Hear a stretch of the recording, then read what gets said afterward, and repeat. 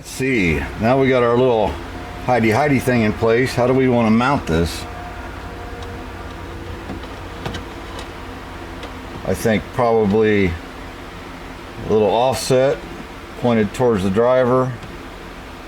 Maybe. You're not going to see a whole lot of that. Hey, how you guys doing? Now we have our little special hidey in place, and we'll work on that a little bit. I want to get this radio mounted in there. So the face of it's too big to really be flush, because you could almost do that. But since it has all the special Wi-Fi eggs and all that stuff in it, you know, it's a bigger screen. So I want to do is try to angle it in inside there just a little bit so that Ralph can see it a little bit better from the driver's seat for navigational purposes. Welcome back, Junks Automotive. Let's get busy. Oh, and we're going to have a party. I probably shouldn't have told you that. Anyway. So there's a bracket. Dash bracket goes to the bulkhead right over here. And there's one that's not here yet, but I'll put it on. I've already got it made. And so what I want to do is make a couple brackets going across between those two brackets to hold our radio in, right? Yeah, I don't know. I think I'll just do some measuring, get this bracket on first, do some measuring and kind of get the angle of the dangle, so to speak. So we're going to try something like this. This is that scrap steel I have. There's parts of it had another lip going down here. So I want to have a lip on the back to support the radio. We can get that strapped in. Might even make a strap, but we will have to notch it out right here. Maybe not. Yeah, we will. I will notch that out just a little bit for that plug, right? And the front will be pointed down because it's just going to give it structural. But the carrier plate will go in, and I'll probably, not sure what I'll do. I might pop rivet it in, do something like that, right? Attach it pretty much permanently to this. Of course, we'll paint these black and they'll be nice. So now what I want to do is set the bars in there, mark everything out that I need to notch out and this and that, get the radio position just sitting there, and do more stuff. Yeah, it's a little overkill probably, but that's how I build stuff. What I had to do was raise these up a bit, and then the way the dash brace is, it points down like it's rounded and it points down. Well, then that one's actually lower than the center one. So I've got to flip it around, turn it upside down, and it should make it nice and horizontal inside the hole. We'll set it back a little bit. Obviously, that way we can get to our USB ports and stuff like that. But what we'll do is set it in there again and make sure this is all going to work out. All that is another piece of Airstream fitting. Parts of the Airstream help fix parts of the car, which were both owned by the same guy. So pop rivet in there. We'll have to figure out some hardware that's easy, and so that way I don't have to try to fish a nut or something up in there, but I can come up with something, I believe, and then mark this radio where it needs to be. That way I can do my mounting thing over here, and I may not even have to do a strap in the back. Really, there's no weight to it, but I might do just a little take a piece of that stuff right there and bend it, you know, nut and bolt it on each side just to hold it. Well, I got to thinking, why don't I just cut a chunk out of that thing and screw it on one of my plates. That's the carrier bracket that comes with the radio. So theoretically, if I did it close enough to right, it's going to slide right in there. Sure.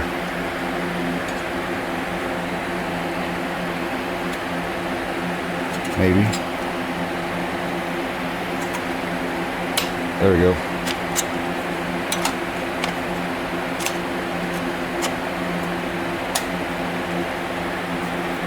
Our little tangs. There we go.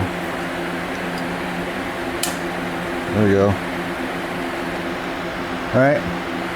So now it's mounted. It's not going to go anywhere.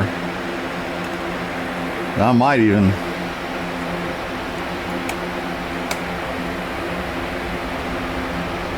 put a little foam or something in there just to keep it tight, and probably just use the one bracket. I doubt it's going to go anywhere. That thing's pretty stout. I probably don't need the other one.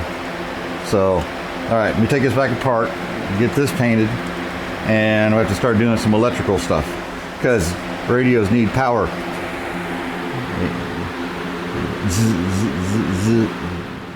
Okay, we got a radio. Wire colors tells you what's what. There are a few things we're not going to use. We're not going to use this one, I don't believe. This is a microphone so that you can safely drive hands-free down the road. I'm not sure where I'm going to put it, but I have an idea. Fuse block. Yep, we're going to add a fuse block underneath the dash just for things like this, and I have a couple other little things we want to add to it as well. Some 10 amp fuses, right? Speaker wire. So what I guess I'm going to do is get on the car. I've got to find my power and ignition, battery and ignition basically, and I believe there's going to be a wire for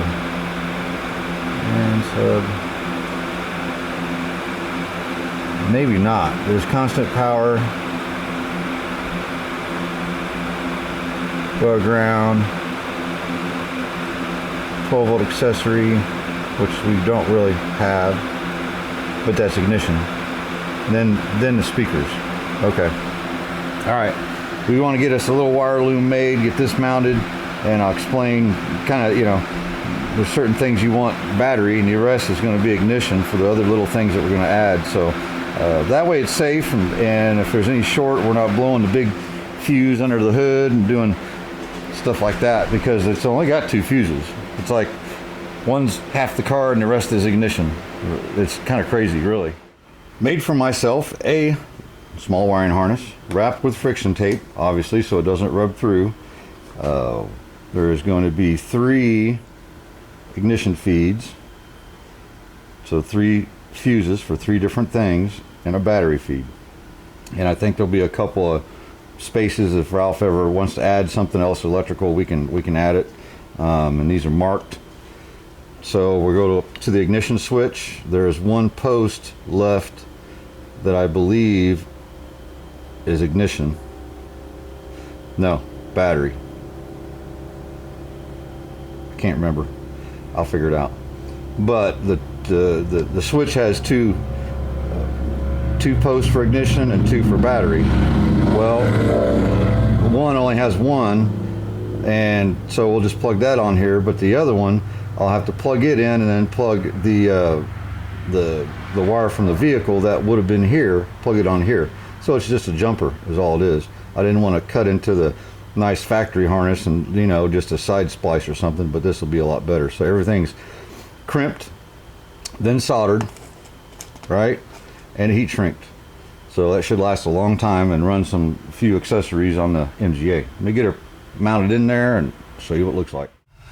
So you see right up there, the red wires. There's my battery and my ignition feed. I just went ahead, my little junction right there, I just heat shrinked it all together. Ran the harness on through here, up through here, and right there, there's our fuse block. Okay. I like to separate things. If I'm taking off another circuit, at least separate things with fuses, so if something happens, it'll pop a fuse, poppy. It's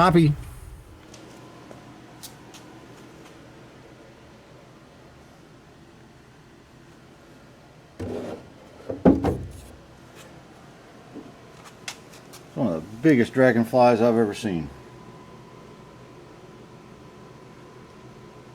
They eat all kind of other bugs, so I want to leave him alone. Hopefully he'll fly away. Well, it sounds like a freaking pterodactyl flying around the shop. Well, here we are.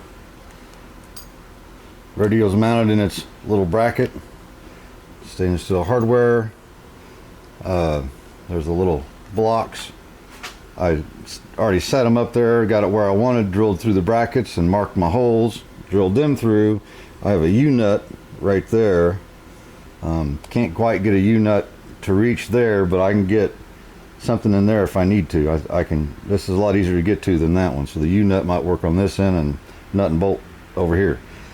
So let me go ahead and get this. I'm gonna have to get it plugged in to my harnesses. I got my speaker harnesses made. The power and ground and all that's made, hooked up. So we just need to hook it up, set it up in there, see if I can get it bolted in. There's the speakers we're using.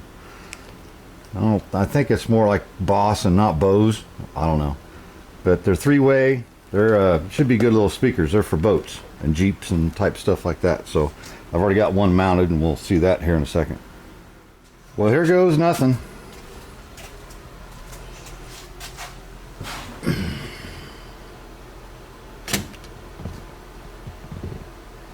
There's your navigation.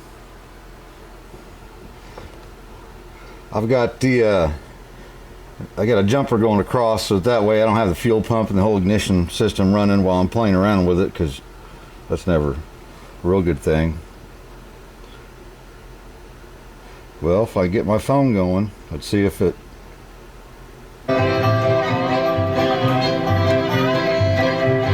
Lately I've been thinking about the way that I've been living, how it was and thinking, man, I've lived so long away.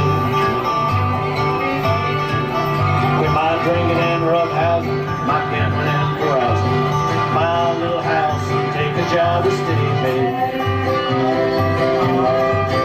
I might marry me a country girl from somewhere south of Louisville with eyes that shine like Mountain Dew, hair that's golden brown.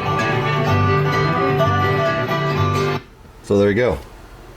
Now, I have a little speaker right there, the microphone. So once I get it, I need to get that better attached, but once we get it going, Ralph gets a phone call, he can answer it. Now, the thing is, of course, you know, it's hard to get to all this stuff, so there is a remote. Whether you have bubble seal, pile weather stripping. If there is a remote, right? So you can keep that in the door pocket over there. There is another remote that straps on the inside of the steering wheel. You know, so we'll kind of see what that's like, but you just hit the call button and hello while you're driving down the road. So all the modern conveniences, you know, of a modern day car or classic. In fact, let's go ahead and see if we can't call Ralph, if he answers.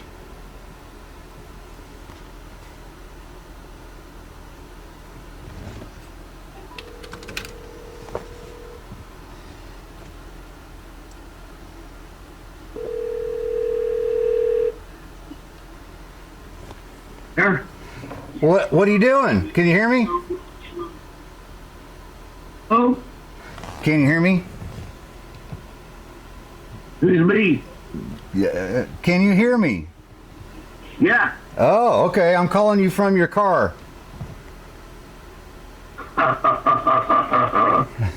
Wow, very cool. Yeah. So it works. Just a bad signal in the barn. That's probably why it's probably janky. But yeah, you got No, nine. your voice sounded a lot higher than you normally sound. Oh, well, that was. Are you sucking in helium balloons now too? Yeah, it gets me by, you know. But yeah, you're Well, how are you, buddy? I'm doing all right. I'm making video too, so say hi to everybody. Hi, everybody. This thing works. Yeah, it's pretty cool. Are the speakers gonna make my feet even fatter? Yes. Damn it. We can't have that. No, but it sounds pretty good. I've been rocking it out a little bit. Yeah. Well, take a big hit off. Take a big hit and then drive it down the road a little bit. That's what I would do. Well, that's. When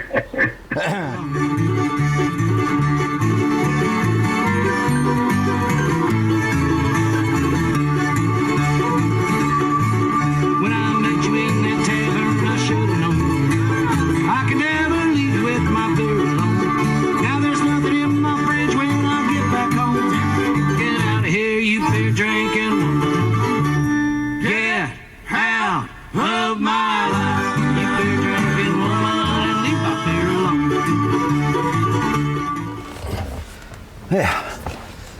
So, there you have it. You want to do something to your MGA and some trick, neat little thing like that? Let's do it how you want. You know, you'll figure it out. Any old classic car, there's a way to do something. Hide it, put it somewhere. You know, have fun with it, right? Don't be scared to be different.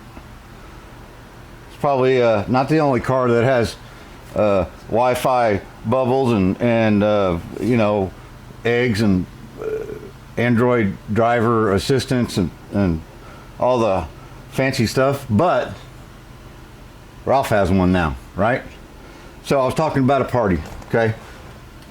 I believe it's going to be the 17th of August. This car will be done because we're having a get-together, all the family, friends, you know, kind of celebrate the car being done. Maybe take it for a spin around the country block here and there, and you know.